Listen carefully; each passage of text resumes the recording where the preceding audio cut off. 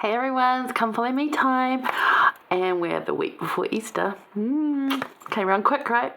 Okay, so we're in Matthew 14, Mark 6, and John 5 to 6. Now, we haven't really covered a lot of John yet. As I've said in previous insights, that's because he doesn't really cover a lot of Jesus' early life. He writes firsthand from what he sees when he's with Jesus, and so there's not a lot of early life, which we've covered, and he doesn't do the parables either.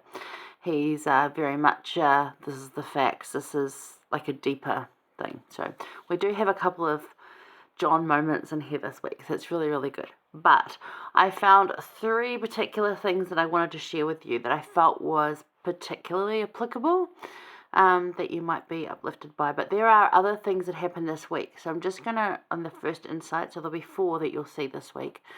But this first one, I just wanted to bring up a couple of two other things that happened this week that are actually quite profound and amazing and would be points if you were studying, perhaps, or if you're teaching, might come up.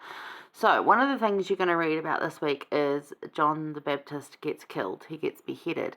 Now, the whole story that goes around that is sort of found between Matthew, Mark, and John, not in Luke, but I don't think Luke wanted to go back and interview the people involved in that one, right? Not really the journalistic story of the century. It's a bit hard to get interviews with those people.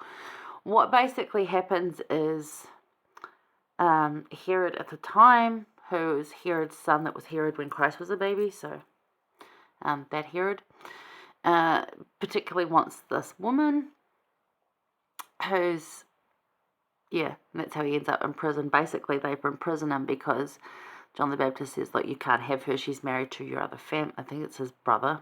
Anyway, it's a family member, like she's already married, you can't have her. And he didn't like that, so he imprisoned him. But people were calling for him to be in prison anyway because of what he was teaching, the same reason they were like trying to get Jesus on something that they could actually imprison him for. A very weird legal system there because you're in a country where the Romans have rule, but the local customs still have rule. So it's like trying to mesh 2 very unmeshable things. Quite different. So anyway, this woman really wants this, so she does this fancy dance, all, sexied up, and gets his attention.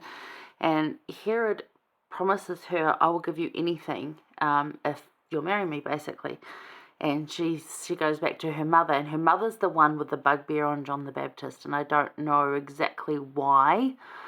But something he must have said or done, she just really didn't like it. These weren't good people, by the way. These were not nice people. And so the daughter goes back and says, oh, yeah, we want the head of John the Baptist. And Herod had no plan on killing him. He didn't like what he said, but he didn't have any plan on killing him. Because if you read there and you look in Matthew and actually all of them really talk about that. Philip's wife, his brother's wife, anyway, something she'd done, anyway, he didn't like it, and he got in prison, but, he said, he didn't really want to kill him, because he is actually not a bad guy, but the damsel requested it, and so he had to fulfill it. Now, apart from being really tragic for John the Baptist, and we feel that, and we know that, and we've already talked about that in a previous insight, but one of the things this really teaches us was be careful what you promise and to whom, and to really illustrate that. And I think this is really brought out here. Herod didn't want to kill John the Baptist, and he finds himself in this situation. He learns this the hard way. He promised from this dance, I'll give you anything you want. And it's like, well, who else offers like that? It's Satan, right? I'll give you anything you want. And he's lying to you. Herod was not lying. He actually had some integrity in there. Whether you agree with his opinion or not, he had some integrity. So he kept that promise. He didn't actually want to do that, though. So it's like, just learn from that. Be careful what you promise and to whom.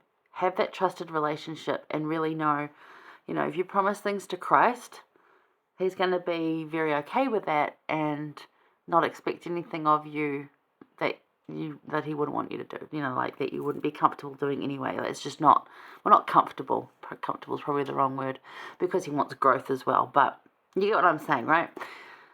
Be careful who you promise things to. The other thing that comes up this week is the miracle of the feeding of and I call it 5,000 plus, because it was at least 5,000 men. It didn't account for the women and children that were there.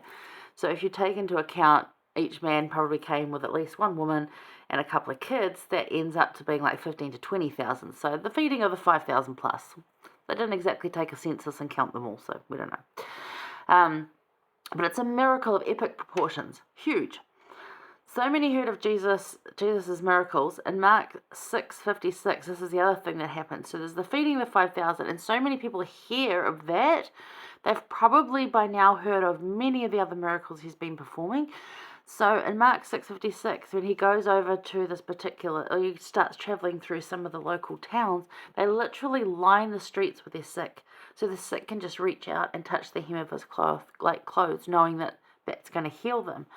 Of course, Jesus just doesn't walk through with this whole, yes, touch my hem, attitude. No, he's very much stop and heal and, tend to people, because he's very, as we know, a very one-on-one, you count to me, you matter to me person. So, but the question I thought here is, do we actually have this kind of faith where we would literally just reach out again and touch his hem and think that's going to heal me? Or would we put our sick lining the streets if we knew Jesus was coming? I don't think many people would these days. Maybe in some places, but generally probably not. It's not something that you'd normally do anyway. We don't really have parades anymore after COVID. I haven't really seen any. I'm sure they had. Saw the Taylor Swift concert. That was a big thing on Instagram. A lot of people I know went to the first one of that, and that had a ton of people in it. So, people are gathering again, but generally it's become something that's, oh my gosh, we don't want to go to that, it's too many people, it's freaking a lot of people out, which I get, I really do get.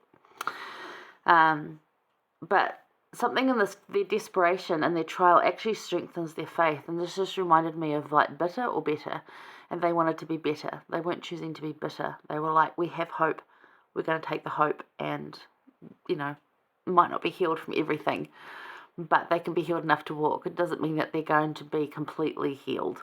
They might still get colds and they might still have mental health problems, but at least they can walk, or their skin clears up, or their leprosy goes away, or whatever it is. So there's still healing there. Do we have that kind of faith for that healing? So there's just some things that were in there that I was just like, I didn't do a full insight on, just some things to maybe look at that you want to look at more, or you feel you want to teach your class. Just something that I didn't feel as spiritual about as the other three I really wanted to talk about. Read more on John the Baptist, though. It really is an interesting backstory, and I'm sure I think the Bible Dictionary gives more on John the Baptist and exactly what happened, but I think the best accounts probably, and I'll go to Mark and John to look at that one, and Matthew does mention it, but it's much more detailed in John, so have a look there. But just interesting stuff, right? The miracle of the feeding of the 5,000 plus. Huge. Right, thank goodness we don't have to do that anymore. We've got caterers. They know how to do it. Right? It can still go terribly wrong. And this way it didn't. It was really cool. And a basic meal too. It was like that. Although I don't think I'd like dried fishes. I definitely eat the bread. Yeah. Different kind of food. But anyway, there you have it. There's some things this week that might interest you, but I don't really want to focus on and go into depth on, so I didn't feel that it was right. So maybe go look at those for yourself, and they might come up in your study. Maybe you want to teach them, as I said. Okay, so hang around. I got 3 insights this week. 3. So I'll see you for the first official one next. Okay, see you.